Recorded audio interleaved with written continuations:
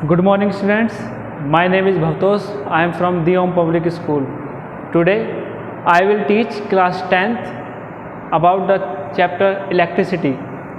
हमारा टॉपिक है resistance of a system of resistors, यानी रेसिस्टर्स को हम एक बार सीरीज में जुड़ेंगे और एक बार पैरेलल में। यहाँ पे हमारे पास तीन रेसिस्टर्स हैं और तीनों के तीनों आपस में सीरीज में कनेक्ट हैं, यानी कि पहला रेसिस्टर दूसरे से एंड टू एंड कनेक्ट है और R2 R3 से कनेक्ट है। इन तीनों को हमने जिस कॉम्बिनेशन में जोड़ा हुआ है उसे हम कहते हैं सीरीज कॉम्बिनेशन।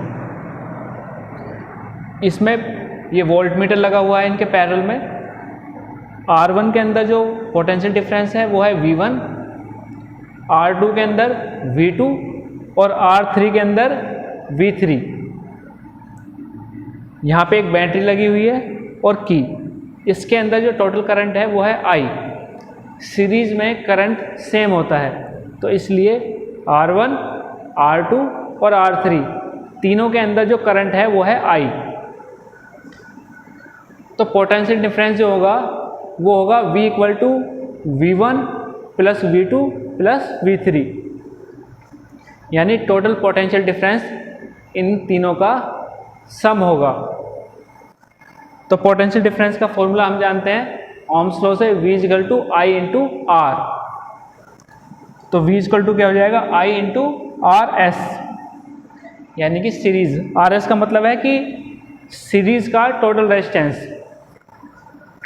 तो V की वैल्यू हमने शुरू में रखी, टोटल पोटेंशियल डिफरेंस होगा इन तीनों का sum, V1 plus V2 plus V3। V equal to क्या होगा, I इंटू R। ऐसे ही V1 क्या हो जाएगा, करंट सब में I है यानी इसके अंदर भी करंट I, इसके अंदर भी I करंट और इसके अंदर भी I करंट, क्योंकि सीरीज में करंट सेम होता है। तो इसके अंदर ओम्स लॉ लगाएंगे तो V1 equal to I into R1। इसी तरह V2 equal to I into R2 और V3 I इंटू R3, इन तीनों का सम। I हमने कॉमन ले लिया, I से I कैंसिल हो गया, ब्रैकेट में क्या बचा, R1 plus R2 plus R3। तो जो टोटल रेजिस्टेंस हो गया वो हो गया इन तीनों का सम, यानी टोटल रेजिस्टेंस सीरीज में अगर हमें कैलकुलेट करना हो तो हम उन्हें डायरेक्ट ऐड कर देंगे।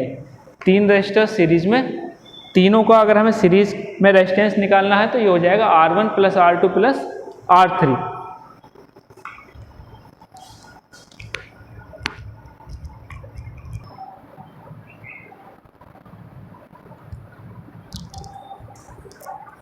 अब हम बात करेंगे रेसिस्टर्स इन पैरेलल। इस तरह का जो कॉम्बिनेशंस होता है रेसिस्टर्स का उसे हम कहते हैं parallel combination. R1, R2, R3 ये तीनों रेसिस्टर्स इस वक्त पैरेलल कॉम्बिनेशन में है। इसमें जो करंट है वो है I। तो पहले में जो करंट होगा वो I1, दूसरे में करंट I2 और तीसरे में जो करंट है वो है I3। इसमें पैरेलल में जो पोटेंशियल डिफरेंस है वो V है, टोटल करंट I है। तो जो हमारा करंट होगा वो होगा I equal to I1 plus I2 plus I3, क्योंकि पोटेंशियल डिफरेंस पैरेलल कॉम्बिनेशन में सेम होता है। तो यहाँ करंट हो जाएगा I equal to I1 plus I2 plus I3। I का फॉर्मूला ओम्स लॉ से, ओम्स लॉ होता है V equal to I into R और I इक्वल टू हो जाता है V upon R, V upon R। तो हम I की जगह रख देंगे V upon R। R parallel combination है तो इसलिए RP इस्तेमाल किया गया है। तो I equal to V upon RP equal to I1 हो जाएगा V अपॉन R1, I2 होगा V अपॉन R2 और इसी तरह I3 होगा V अपॉन R3। अब V कॉमन ले लो, यहाँ से V कॉमन ले लेंगे, यहाँ बचेगा 1 upon R1 plus 1 upon R2 plus 1 upon R3। V से V हम कैंसिल कर देंगे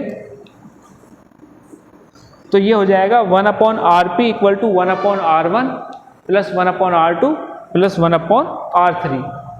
यहाँ पे अगर हम दोनों को कंपेयर करें तो जब सीरीज कॉम्बिनेशन था, यानी जब हमने रेसिस्टर्स को सीरीज में जोड़ा था, तो उस वक्त हमारा टोटल रेजिस्टेंस था R1 plus R2 plus R3। और जब पैरेलल में जोड़ेंगे तो ये हो जाएगा 1/RP equal to 1/R1 plus 1/R2 plus 1/R3। ये दोनों में डिफरेंस होता है। तो सीरीज में रेजिस्टेंस ज़्यादा होता है, पैरेलल में कम होता है। ये थे हमारे resistance of a system of resistors. Thank you.